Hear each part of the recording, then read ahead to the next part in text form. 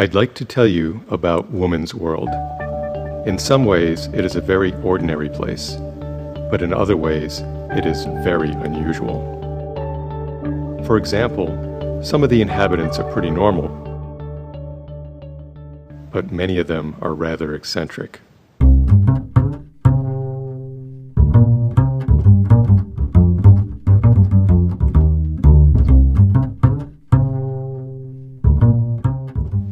Among the eccentrics, there is one woman who gets up every day and puts on fancy, fancy clothes, even if she is planning to stay home to cook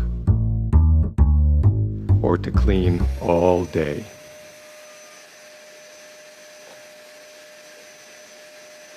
I will tell you more about her later.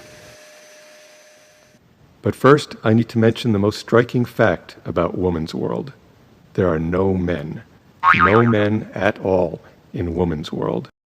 And the women manage just fine without them. Now, you're probably wondering about one thing. How do these women procreate? Well, their reproductive story is unique. When a woman is ready, physically and emotionally, to bear a child, she has a wonderful experience called the bliss, which is different for each woman. It may be like a miniature tornado, or like a sensual eating experience.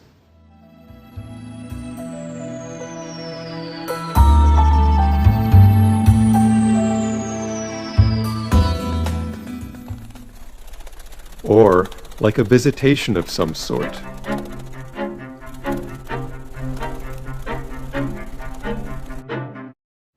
In all cases, the result is the same: pregnancy. And now, I'd like to tell you about the bliss that was experienced by the eccentric woman that I mentioned earlier, the woman who dresses in fancy clothes all the time.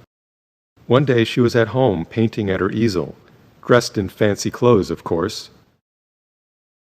when suddenly her bliss came, in the form of an amazing display of swirling color and light.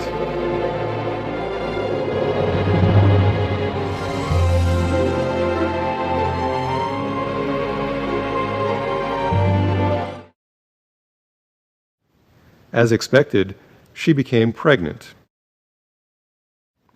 And she gave birth to a healthy and happy baby. All of this fit into the normal pattern of life in woman's world, except for one thing: her baby was a boy. In fact, her baby was me. Yes, the woman I've been describing is my dear mother, and my dear mother raised me with love and affection. Because of her, I had a wonderful, wonderful childhood.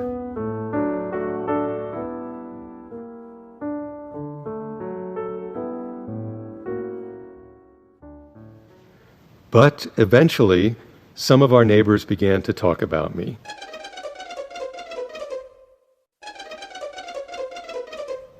And their gossiping started to get a bit nasty.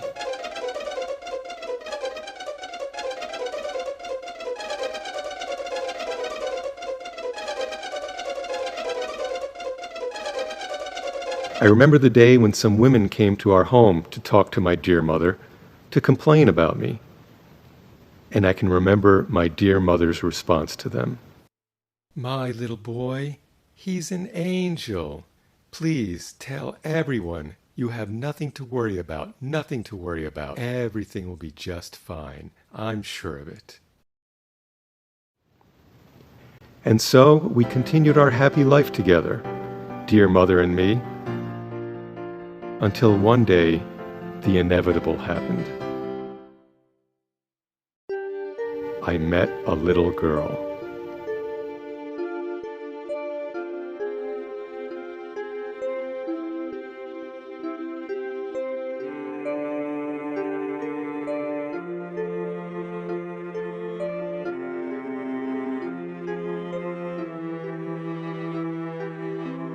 I was so very happy and excited in ways that I could not explain.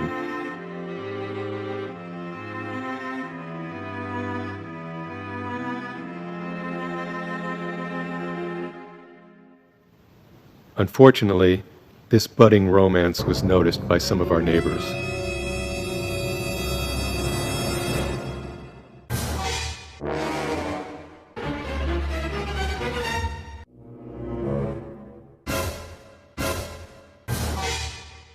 And this was cause for great concern. You see, the women of Woman's World feared that my infatuation with this little girl might, someday in the future, lead to a sort of physical intimacy that was completely foreign to all of the female inhabitants of Woman's World. This could not be tolerated under any circumstances.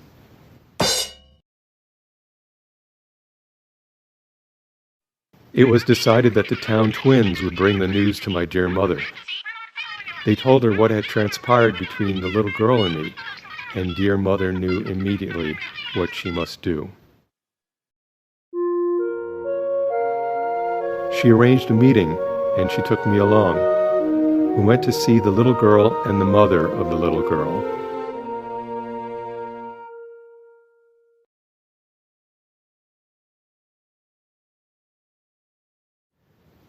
My dear mother explained the situation.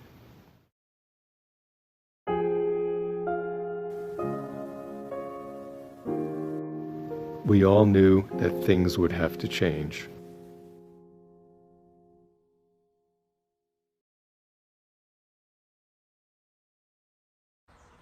And so we had to leave Woman's World, my mother and I. It had been her home her entire life, and she loved it dearly. But she loved me more.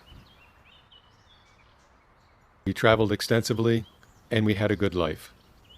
But I just couldn't stop thinking about that little girl. I've never told anyone about her, until now. So I'm glad I met you, and that I could talk to you. I hope we talk again. I'm very happy to be part of your life.